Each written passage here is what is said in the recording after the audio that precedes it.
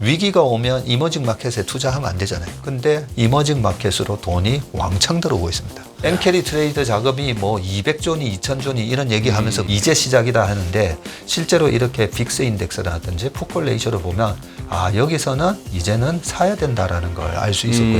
11월 대선까지 3주도 안 남았지 않습니까? 매를 맞을 거는 다 맞았다. 저런 8월 9월 같은 변동성은 나오지는 않을 거다.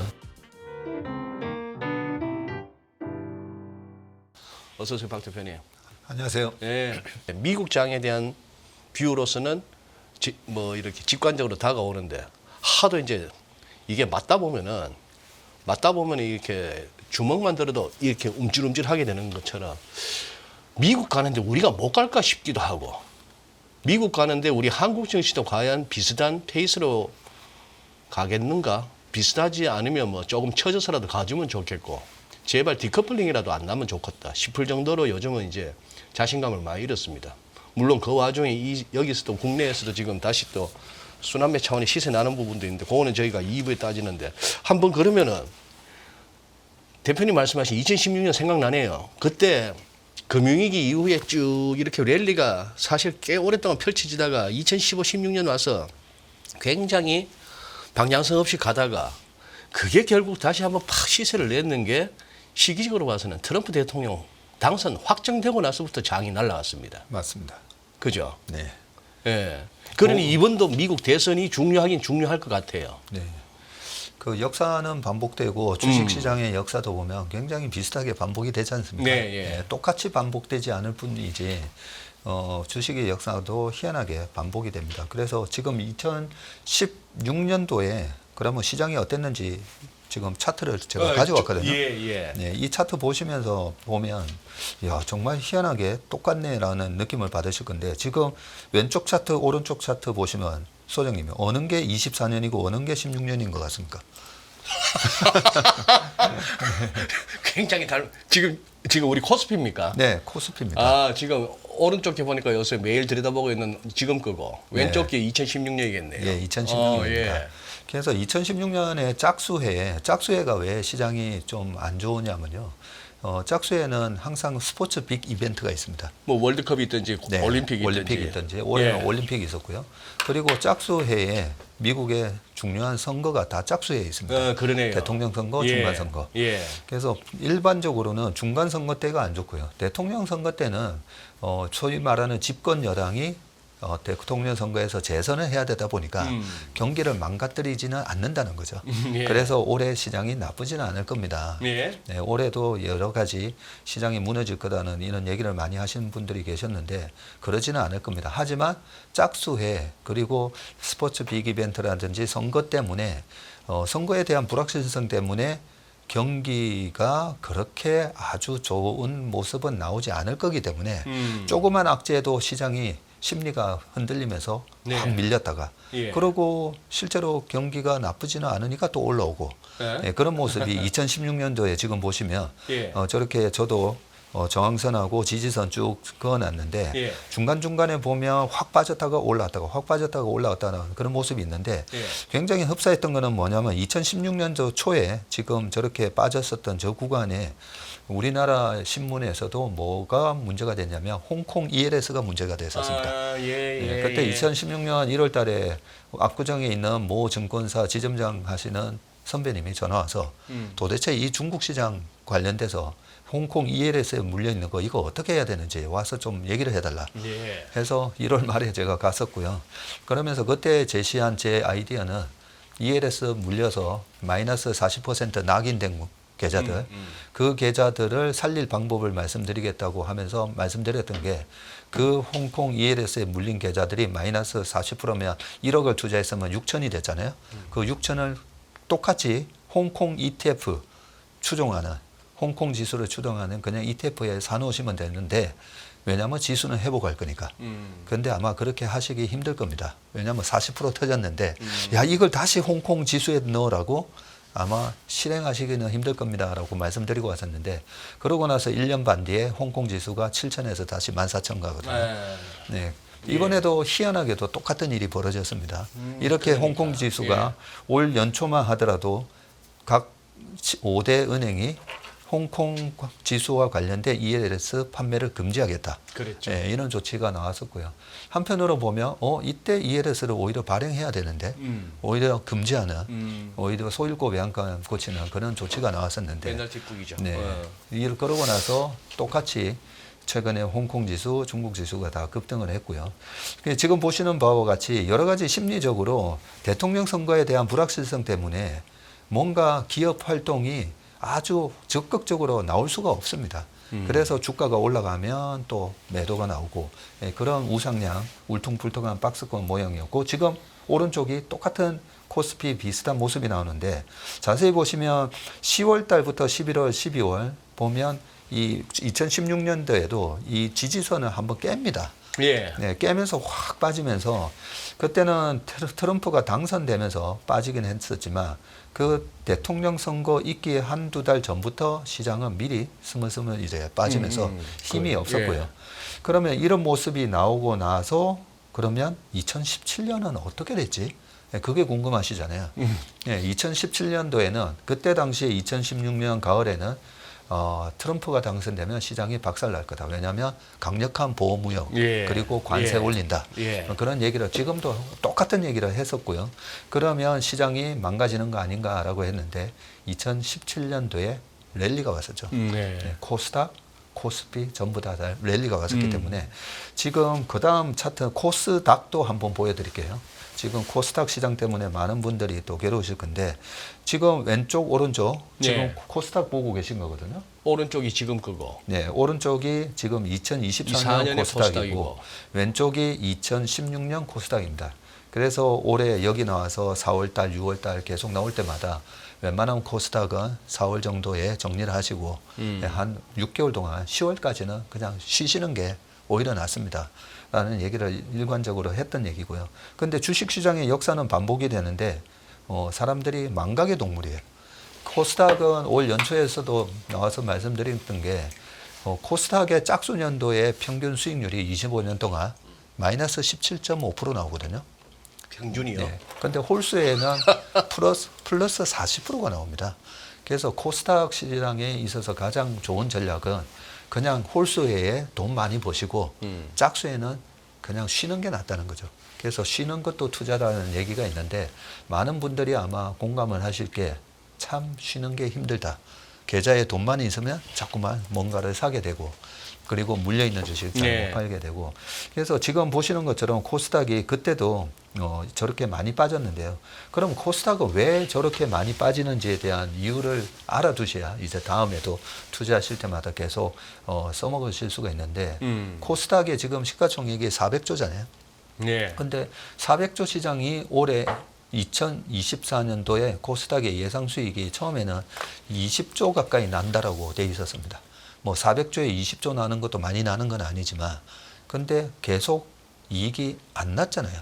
코스닥의 상위 종목들 보면 최근에는 알테오젠이 예. 시가총액 1등으로 올라왔지만 2차 전지 관련된 주식들이 올해 계속 어닝 쇼크가 나왔습니다.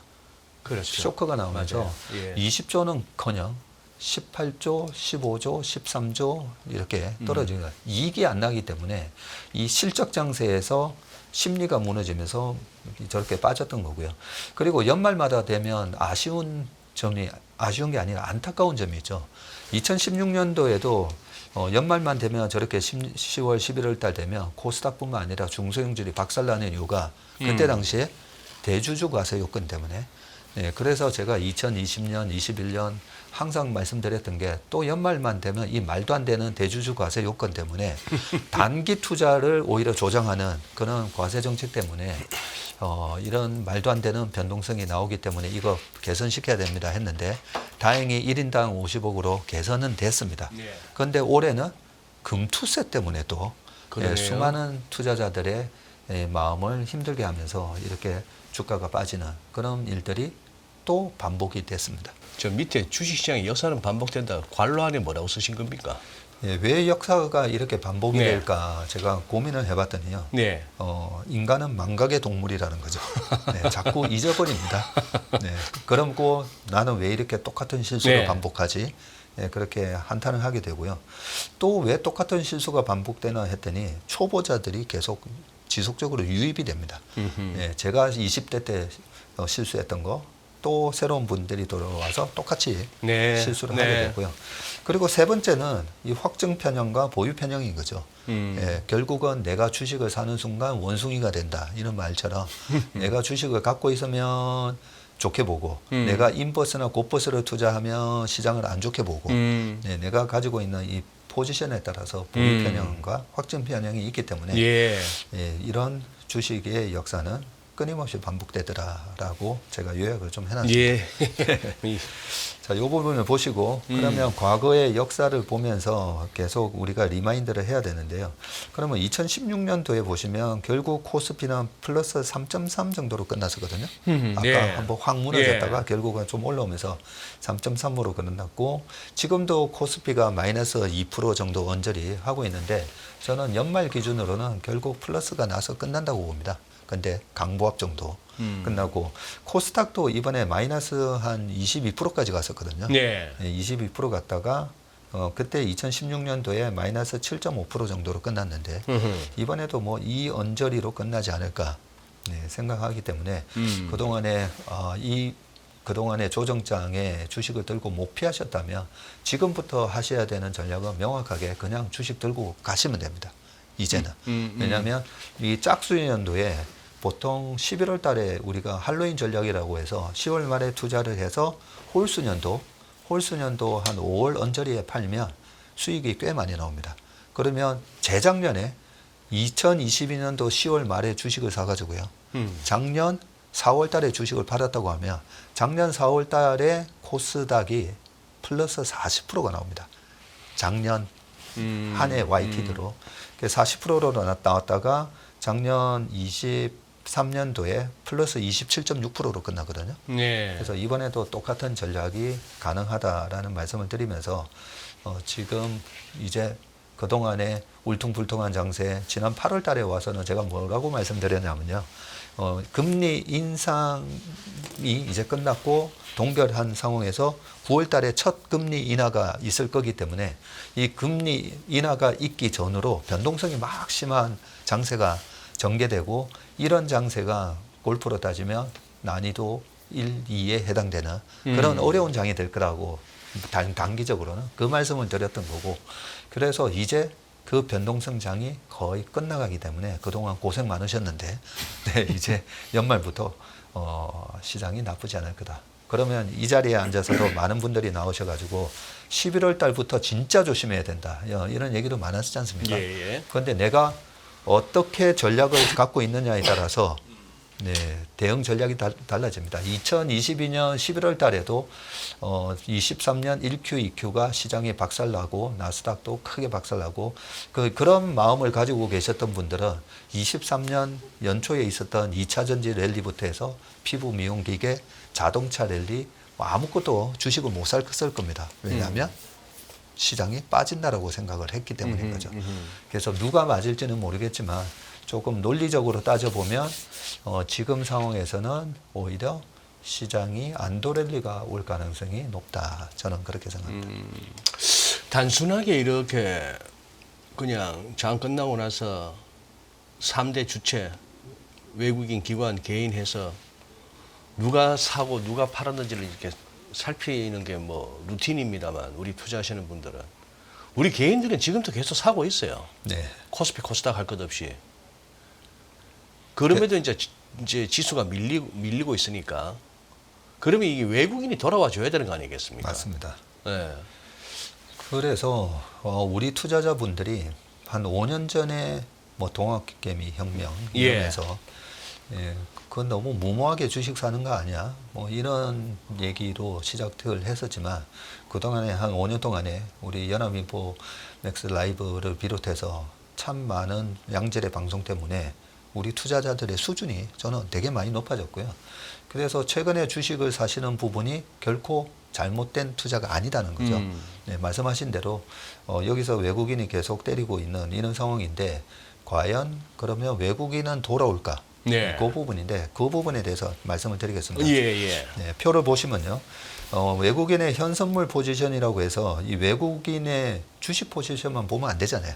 현물하고 선물하고 저는 같이 봐요. 예. 같이 보고 외국인 현물하고 선물을 합쳐서 20일 이동 평균을 만든 겁니다. 예, 지금 까만색 선은 코스피고요.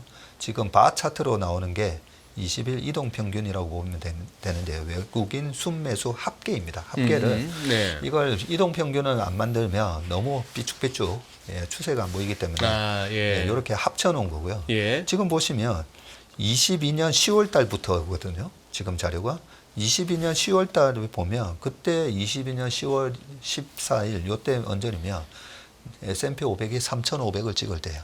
그리고 여전히 페드는 금리를 공격적으로 올리겠다. 그런 상황이었는데 이때도 보시면 외국인이 돌아왔습니다. 10월 달부터 외국인이 그때 돌아오면서 10월부터 12월 그래서 제가 이 빨간색 네모 박스를 해놨습니다. 그래서 연말만 되면 이 할로윈 전략을 쓰는 외국인이 전 세계적으로 꽤 많습니다. 왜냐하면 퀀터적으로 이렇게 할로윈 전략을 쓰는 게 1년 내내 주식을 들고 가는 것보다 수익이 더 좋거든요. 네.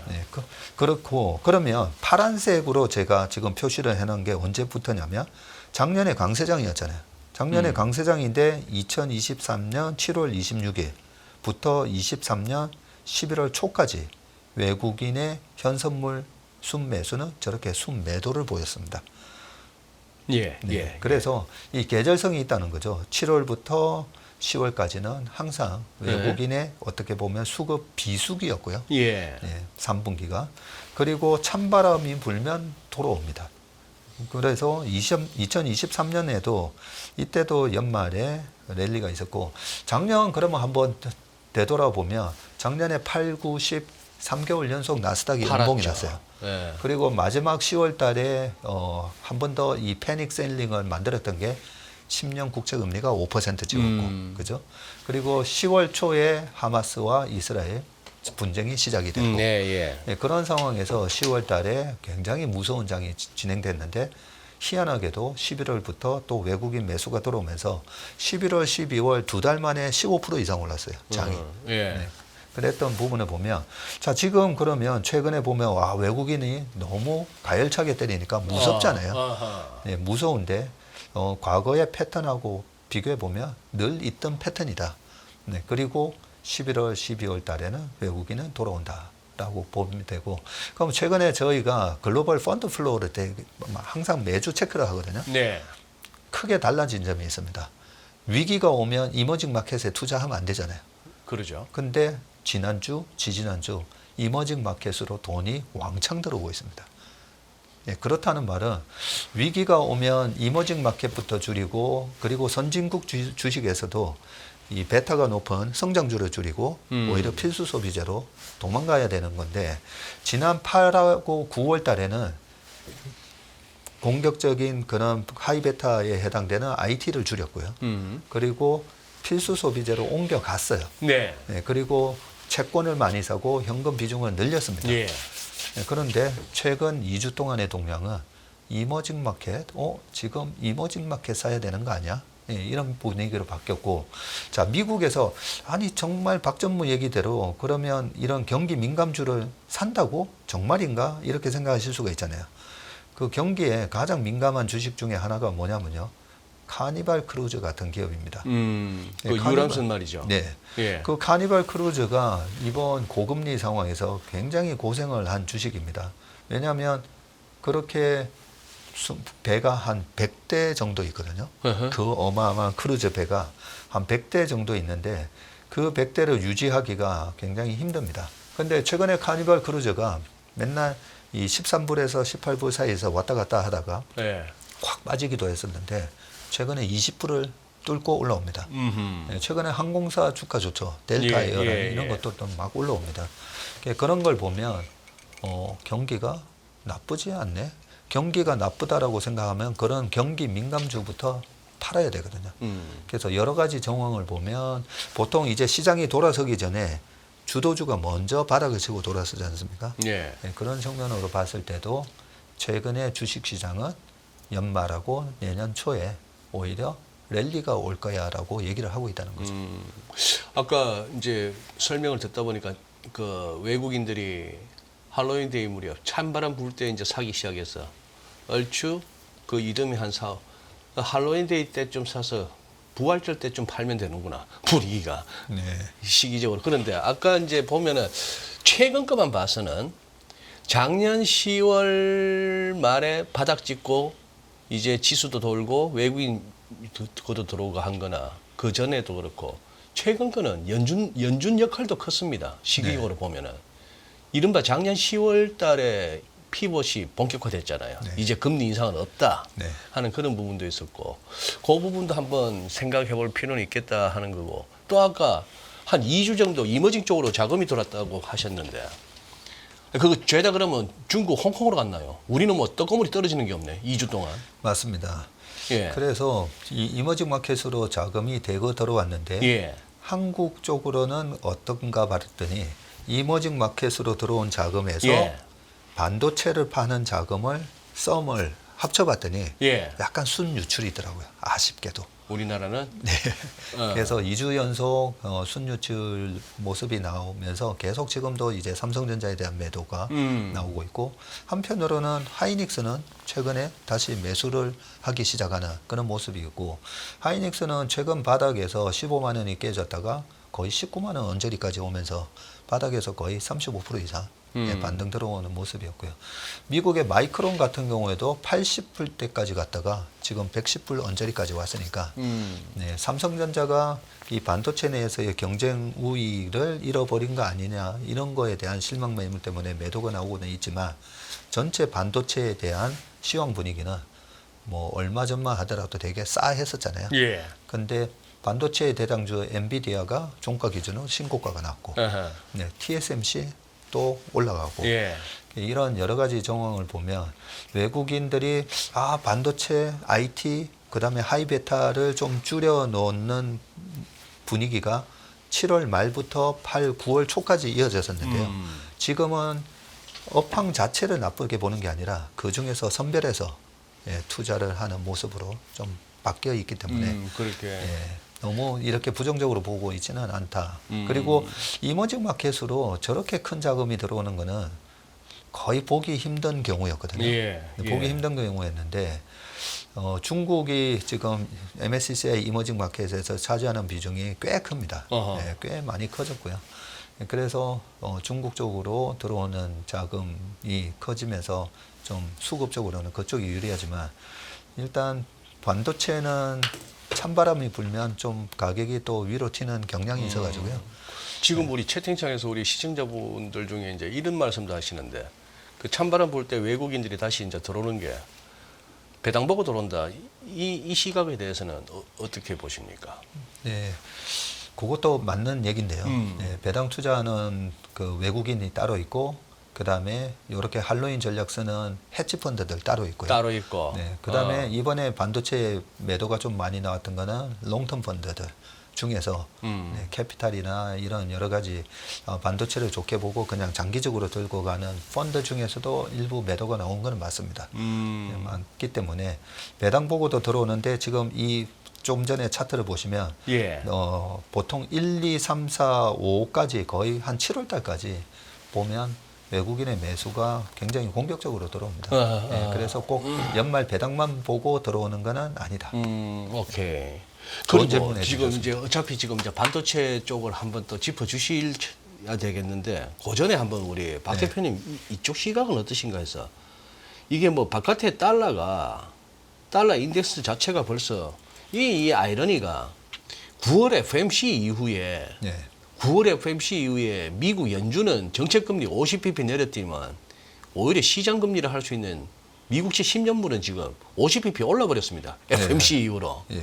그리고 연준이 금리를 갖다가 비컷이나 했는데도 불구하고 달러는 오히려 그때부터 올랐고 그래서 시장 참 어렵다 싶은데 달러가 오르니 같이 오르는 수밖에 없는 그것도 인정은 합니다만 이게 지금 1,300원 깨자 했던 게 불과 몇 주 전인데 1,370원이에요 지금. 네.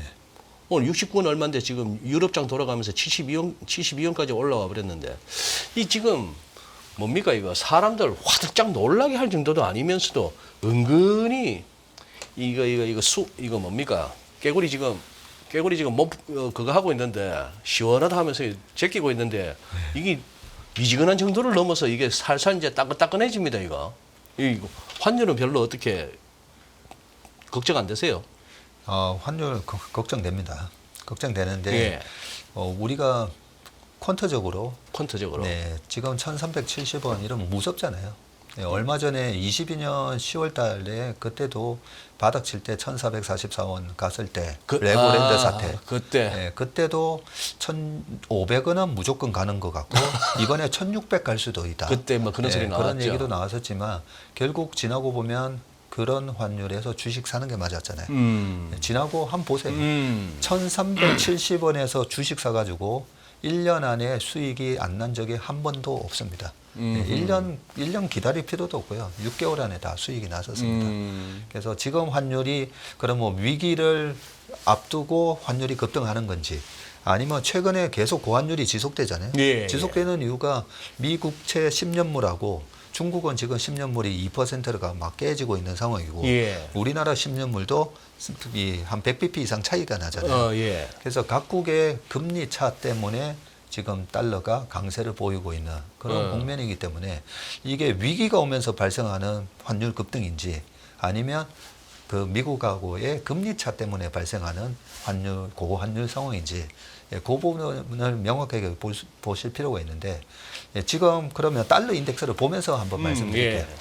지금 달러 인덱스를 오늘 제가 오기 전에 업데이트해서 가져온 자료고요. 장기 차트네요. 네, 이 105 수준으로 보면 과거하고 비교해서는 지금이 그렇게 높은 수준은 아니네. 알 수가 있고 아까 말씀드린 대로 달러 인덱스가 114 갔을 때가 정확하게 시장 바닥이었습니다.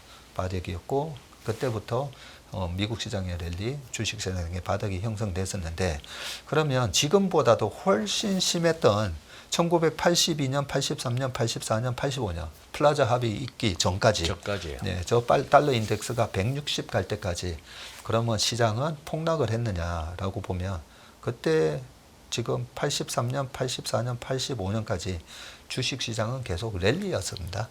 네, 82년, 83, 84, 85 시장이 88년까지 8년 연속 올랐거든요. 그래서 지금 달러 인덱스만 보면 야 이랬을 때는 시장이 완전히 박살났겠구나 이런 생각을 하실 수도 있는데 그렇지는 않다는 거고 이때 97년, 98년, 99년도에도 달러 인덱스가 높은 상황에서 나스닥에 닷컴 랠리가 있었지 않습니까? 그런데 고환율 상황에서는 이머징 마켓은 잘 안 됩니다. 잘 안 되고요. 시장이 안 좋습니다. 시장이. 그래서 지금 우리나라 코스피가 82년, 83년, 84년, 85년 요때는 어땠는지 보시면 이때도 되게 지루한 박스권이었어요. 미국 시장은 계속 이렇게 83년에 전 고점을 뚫고 84년, 85년에 계속 고점을 뚫거든요. 저기 연봉입니다. 연봉. 예, 근데 지금 보시는 거는 이제 코스피인데 코스피가 이 85년 플라자 합의 이후에 달러 약세로 가기 전까지는 이렇게 좀 박스권이었다는 거죠. 그런데 달러 인덱스가 꺾이기 시작하면서부터 보시면 85년, 86년, 87년, 88년 시장이 날아가게 돼 있습니다. 그래서 지금은 뭐야 경기가 나빠지나 했더니 또 경기가 생각보다 나쁘지 않네. 실업률이 4.3 찍었다가 4.05 찍고 하니까 뭐야 경기 나쁘지 않네 하면서 최근에 미국 10년물 국채금리가 다시 4%로 올라왔잖아요. 네, 그래서 금리가 높은 거지. 뭔가 11월, 12월부터 이제 폭락을 앞두고 지금 달러 인덱스가 아니면 원달러 환율이 1370원까지 온 거는 아니다. 네, 그렇게 좀 개념을 잡고 계셔야 될 것 같습니다. 네. 또 뭐 대표님께서는 또 이제 질문 자체가 달러에 대한 환율에 대한 질문이다 보니까 또 이제 환율과 연관해서 저렇게 또 말씀하셨고 지금 또 돌이켜 보니 아까 그 차트 보니 또 그러네요. 그때 아까 보여주신 그 연봉 제일 오른쪽에 88 올림픽 있을 때였는데 올림픽 있기 전에 우리 경기도 나쁘지 않았고 올림픽 특수도 있었고 또 그 당시에 전두환 대통령 시절에 소위 말하는 3조 호황이 있었지 않습니까? 그때는 참 뭐랄까 그거 했는데 경제는 참 좋았었는데 그때. 제 생각에도 그때 약간 대한민국 그 흥청망청에 경기도 좋고 산업도 활발하게 돌아가면서도 약간 사회 전반적으로 흥청망청의 분위기가 살짝 고조되던 시기였던 것 같아요. 그러다가 IMF 외환위기 오기 직전에 진짜 흥청망청의 끝판왕이었고. 이때 사실 예. 86, 87, 88 이때 시장은 좋았었는데 우리나라 87년도에 60항쟁이었나요? 네. 그 붙어서 예. 그게 있었죠. 대학가는 그때 거의 엄청난 데모판이었었죠. 데모판이었고 네. 민주화 그게 뭐 직선제도 도입하고 참 격동의 시기였네요. 네, 격동의 저때가. 시기였었습니다. 그랬던 것 같습니다. 네, 그런데 왜 주식시장은 이렇게 올랐는가? 네, 달러가 약해지면서 이때 그러면 어떤 주식이 올랐는가 보면 달러가 약해지면 내수기업이 올라갔고 그죠? 네, 일본 시장, 한국 시장 똑같았습니다. 내수기업들이 크게 올라가면서 네, 시장의 랠리를 이끌었었다. 네. 자, 그러면 지금 이제 박 대표께서도 참 중요한 이게 시장 전반적인 흐름에서 중요한 변곡점을 최근 몇 년째 아주 뭐랄까요 잘 짚어오고 계시는데 그 사이클이 그렇게 계속 유지되기도 쉽지 않은데 지금까지는 박 대표님의 감과 촉이 아주 지금 살아 있다는 걸 제가 느낍니다. 그런 상황에서 일단은 현재는 여기서 여전히 도망갈 때가 아니라 하는 그 뷰인데 지금 이제 미국은 그러면 뭐 그렇게 억셉트가 되고 자 우리 마찬가지네요. 그러면 같은 얘기로 삼성전자 하이닉스가 좀 실망스럽고 굉장히 우리를 지치게 만들지만 보유하고 계신 분들한테 지금 이거는 결코 지금 도망갈 때는 아니네요. 네. 일단 시장에 대한 얘기를 조금만 더 시장 얘기 조금 더 네, 해드리겠습니다. 왜냐하면 이번에 참 안타까운 차트를 하나 보여드려야 되는데요. 지금 풋콜 레이쇼를 한번 보면서 말씀드리겠습니다. 네. 제가 이 풋콜 레이쇼를 이런 지표를 만들어 놓은 이유가 시장이 패닉 셀링이 왔을 때, 투매가 나왔을 때 무섭습니다. 네. 저라고 왜 안 무섭겠습니까? 무서운데 이 공포 국면에서 여기서 사야 되는지 아니면 오히려 주식을 팔아야 되는지 그런 부분은 예전에 파생을 하도 오랫동안 옛날에 많이 하다가 보통 펀드 매니저들이 저 밑에 바닥에서 위에서 얘기하잖아요. 야, 여기서 좀 위험 관리해야 되는 거 아니야? 여기 지금 20% 터졌는데 여기서 손실이 더 확대되는 걸 막아야 되는 거 아니야? 그러면서 이 바닥에서 선물 해지를 하는 경우가 꽤 많습니다. 요즘은 이제 잘 안 하는데요. 옛날에 그 액티브하게 한다고 하면서 이 바닥에서 선물 해지를 해요. 해지를 하면서 이제 추가적인 손실은 없을 겁니다. 해놓고 시장이 쭉 올라가면 마이너스 20%를 오히려 굳혀버리는 거잖아요. 그렇죠. 네, 그래서 그런 바보 같은 그 해칭 매매를 여의도의 펀드 매니저들도 저를 포함해서 참 많이 했습니다. 그래서 그 바보 같은 매매를 방지하기 위해서 이 정도의 공포스러운 국면에서는 여기서는 선물 해지를 갖고 있으면 오히려 풀고 여기서는 주식을 사고 그런 원칙을 만들었던 거고요. 그 툴이 지금 보시는 풋콜레이쇼인데 이 풋콜레이쇼의 5일 이동 평균이 1.3이 넘을 때만 표시하도록 제가 이 시스템을 만들어 놨고요. 네. 그러면 최근에 보시면 지난 8월 5일 날 이렇게 풋콜 레이쇼가 확 뜨면서 여기서는 이제 공포 패닉 셀링이 나왔으니까 오히려 사야 되는 겁니다라고 얘기를 해줬음에도 불구하고 8월 5일하고 8월 6일 날 외국인이 풋옵션을 2,800억을 팔았어요.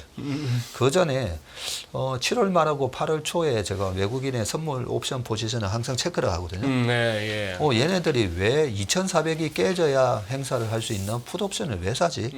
미상했었습니다. 그런데 결국은 8월 5일, 6일 날 걔네들이 한 200배, 300배를 먹고 파는데 거기서 그 풋옵션을 산 사람이 누구냐면 우리나라 개인 투자가들이에요.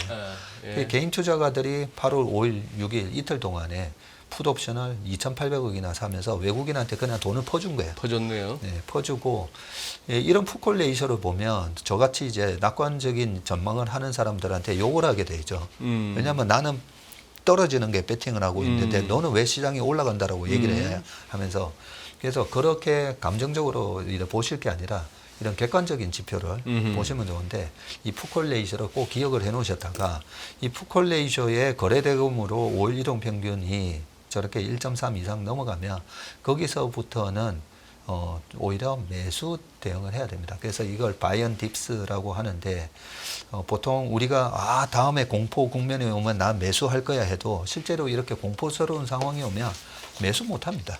못 한다고. 예. 8월 5일 날 그러면 왜 저런 투매가 나왔는가? 지금 S&P 500의 빅스를 보면서도 말씀을 드릴게요.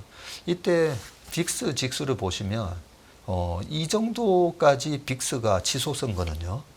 2022년에 10월 달에 시장이 3,500이 깨졌을 때도 빅스 인덱스가 한 34 정도 갔었습니다. 그런데 이번에는 장중에 한 65까지 갔었고요. 예. 엄청난 공포스러운 국면이 야기됐었다는 겁니다. 예. 그러면 이런 국면에서 뭐 어떤 얘기가 나왔었냐면 그때 BOJ 금리 인상과 엔캐리 트레이드 자금의 청산.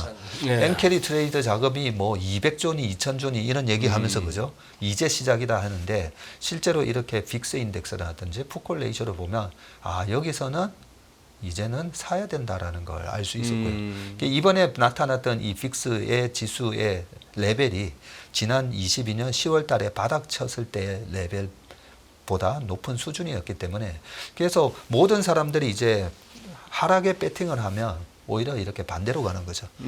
반대로 가는 그런 모습이 나왔고 푸콜 레이쇼도 마찬가지입니다. 좀 전에 푸콜 레이쇼 보면 8월 초에 한번 패닉 셀링이 나왔고 그리고 9월 초에 한 번 더 나오면서 이 국면에서 신용이 많이 틀렸습니다. 이번에 예. 한 3조 이상 틀리면서 수급이 깨끗해진 거죠. 어허. 네, 이런 모습을 보면서 매를 맞을 거는 다 맞았다. 그래서 오늘 드리려고 했던 말씀은 그동안에 이 8, 9, 10 조심해야 되는데 이번에 심하게 매를 먼저 다 맞았기 때문에 이제 10월 대선, 11월 대선까지 3주도 안 남았지 않습니까? 예. 네, 이 국면에서 나오는 변동성은 저런 8월, 9월 같은 변동성은 나오지는 않을 거다라고 말씀드릴 수 있습니다.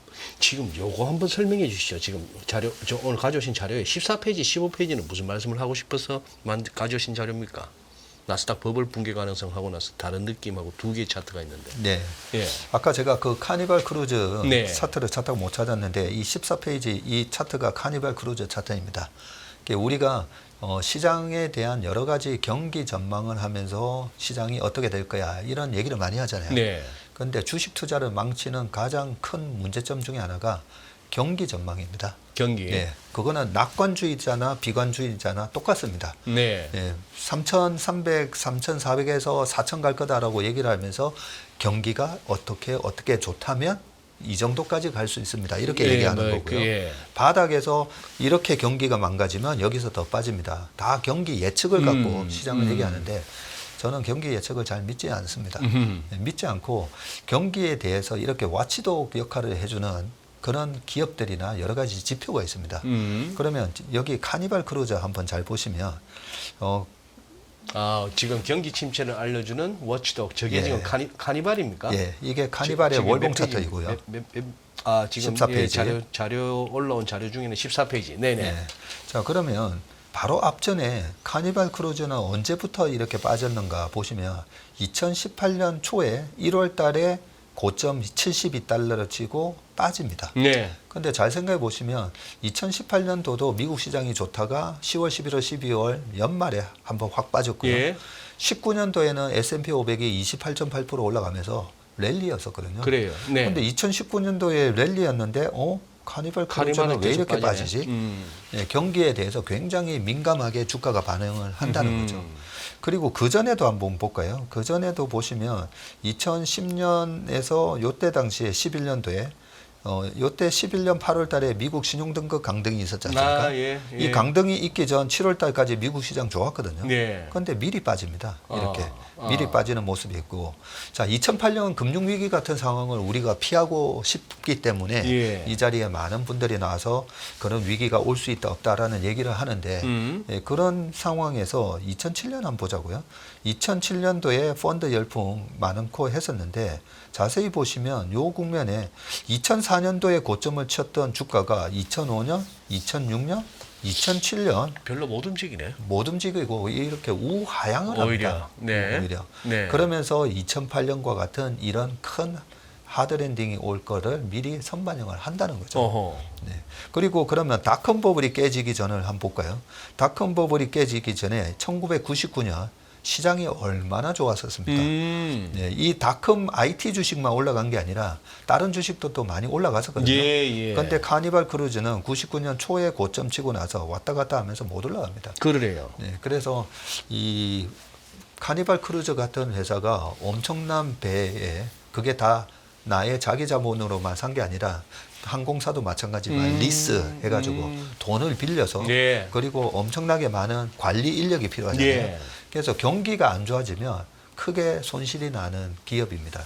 그래서 카니발 크루즈 같은 기업이 경기에 대해서 저는 다른 어떠한 경제 전망 기구보다도 이 회사가 더 경기 전망을 잘한다는 거죠. 자, 그러면 최근에 이 카니발 크루즈가 제가 어떻게 되는 게 유심히 봤었어요.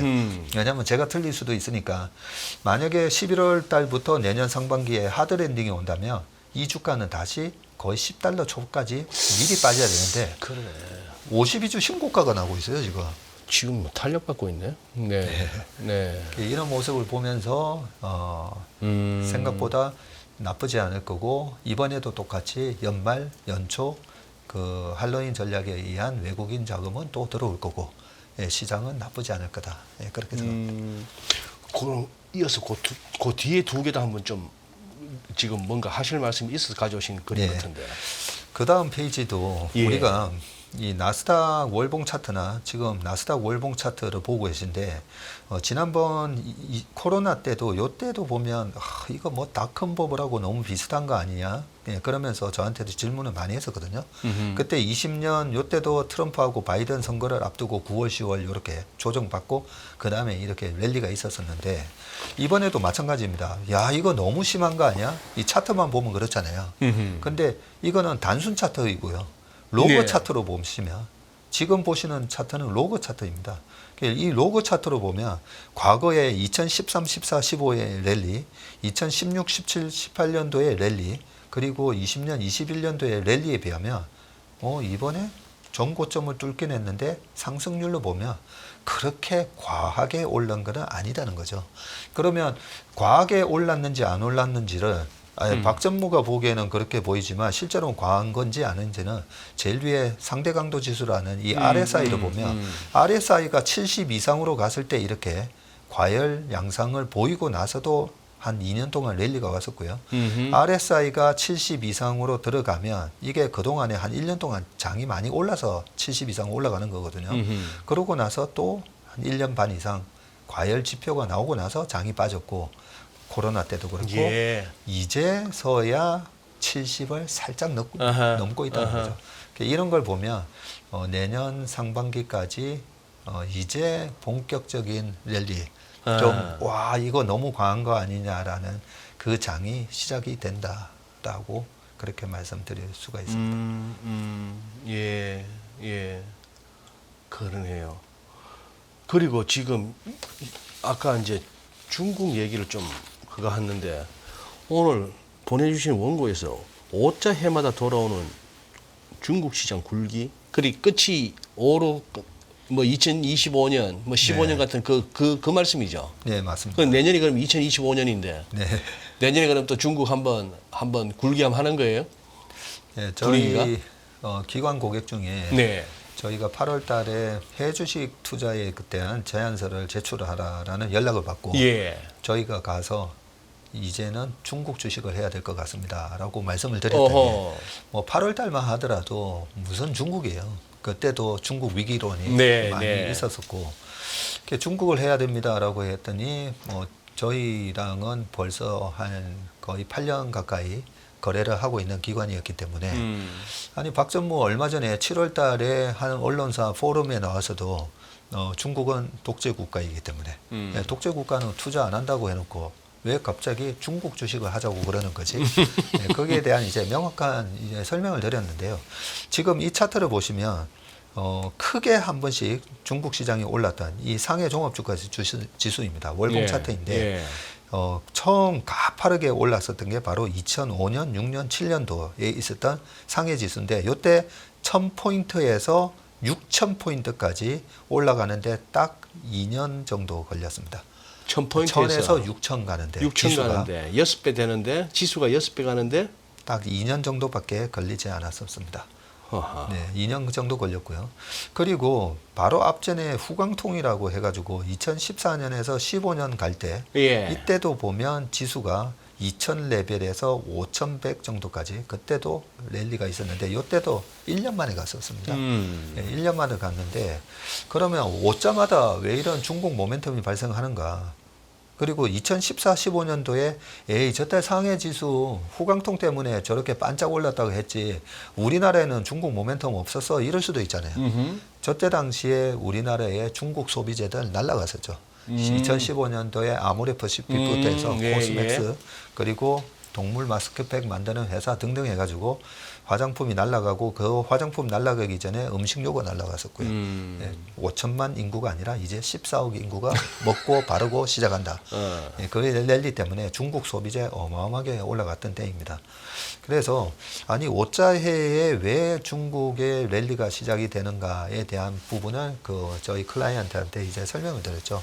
이게 정치적인 부분을 이해를 해야 되고요. 네. 중국의 새로운 지도자가 바뀌는 게 2자 해가 들어가는 11월 달에 공산당 대회랑 여러 가지 뭐 해서 새로운 지도자가 10년마다 바뀌었었잖아요. 예, 원래는 5년마다 잘라서 하는 건데 10년마다 새로운 지도자가 나타나고 이때는 지금 사진에 후진타오 네. 예, 얼마 전에는 중국 공산당 대에서 이렇게 예. 경호원에 의해서 거의 쫓겨나다시피 하셨다. 이 후진타오가 2002년도에 해서 2003년 3월부터 취임을 합니다.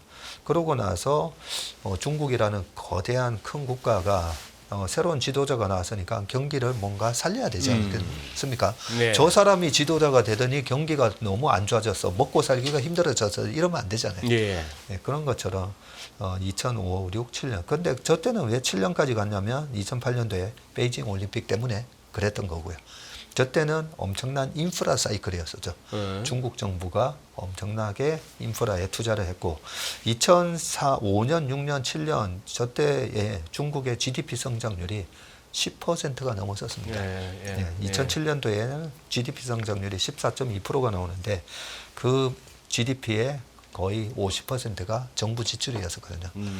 그래서 이번에 그러면 새로운 지도자가 아니라 왜 시진핑이 또 하는 거잖아 이렇잖아요.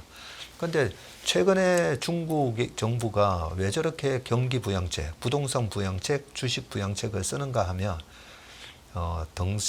그 10년마다 번갈아 가면서 하라고 한 게 덩소평의 유언이었거든요. 그랬죠. 네, 그 전에 모택동 시절에 16년 동안 독재하면서 문화대혁명 등등 해서 3천만 명이 넘는 중국 인민이 죽다 보니까 덩샤오핑이 했던 얘기가 10년마다 태자당, 공청당, 그리고 상해방 이렇게 사이좋게 돌아가면서 하라. 예. 네, 그런 유언을 했고 또 하나는 100년 동안에 나서지 말고 도광양해야 하라.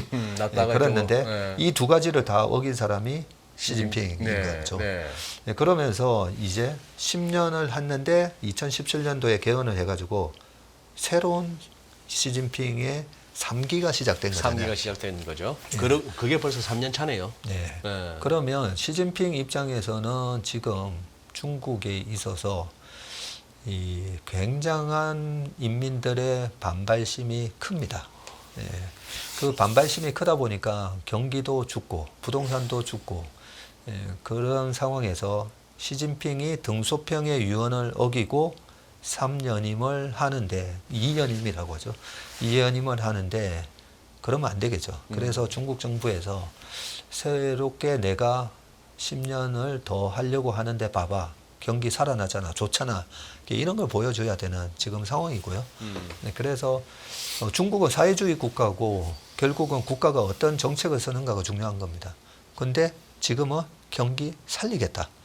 네, 살리겠다는 그런 정책을 쓰고 있기 때문에 그래서 저희 클라이언트한테 얘기했던 거는 장기적으로 투자하자는 게 아니라 내년까지 30에서 한 70% 딱 수익 내고 나오는 그런 전략으로 제안을 드린 겁니다. 네, 그렇게 말씀을 드린 겁니다. 중국에서는 국가 최고 지도자가 경기 살려 하면 이제 밑에서 정책 만들고 뭐 정책이 딴 거 있겠습니까? 금리 낮추고 무슨 뭐 돈 풀고 재정도 풀고 돈 없는데 하면 야 또 빚내 해서 또 하고 그 돈이 있어서 하는 것보다 또 뭐 일단 뭐 마이너스 대출이라도 받아서 유럽 여행도 가고 마이너스 대출 받아서 육산 부페도 가고 네. 이런 분위기 같은데 여기는 그러면 정책을 내 하면은 정책이 내지고 그 정책 따라서 시장은 나중에 어떻게 될 값에 일단 정책발로 한번 먹자는 분위기가 형성되고 이해됩니다. 동의도 되고. 그럼 우리나라는 그럼 한번 정책 좀 내. 우리가 정책을 한번 낼 거야, 정부 차원에서. 정책 내자 하고 정책 내고 우리도 무슨 뭐 있는 돈 갖고 하는 게 아니라 똑같은 예로 빚더 내면서 하는 정책이라 하더라도 다 알면서도 한번 정책발로 한번 몇 달이라도 좀 이렇게 뭐 경기가 반짝하든지 오늘 이렇게 뉴스 헤드라인을 장식한 것 중에 왜 내수 회복이라고 얘기 안 하고 맨날 내수 회복 조짐이냐고 내수 회복 조짐이 보인다는 게 지금 계속되는 진단이라는 건데 우리는 그러면 정책 내놓으면 안 될까요? 내놓을 정책이 없나? 우리나라는? 네. 그거는 뭐 제가 말씀드린 부분은 아닌데 답답해서 하는 얘기입니다. 답답하죠. 예. 정말 답답하고요. 근데 이 중국 증시의 상승이 네. 우리나라 시장에 어떤 영향을 줄 건가라고 생각을 해보면 그동안에 우리 시장이 반쪽짜리 그리고 미국 시장에 비해서 굉장히 약한 모습을 보였던 것 중에 하나는 네. 우리나라 수출 비중에 어쨌든 20%가 중국으로 수출을 하는 거기 때문에 중국 경기가 안 좋은 상황에서 그동안에 미국 쪽 수출을 잘 하는 기업만 그동안에 올라갔었던 거죠. 그런 상황에서 이제는 G2 국가 중에 큰 축인 중국의 경기를 살리려고 중국 정부가 네. 이러고 있기 때문에 우리 시장에는 절대 이게 악재는 아니다. 그리고 미국 시장에도 절대 악재는 아닌 거죠. 네.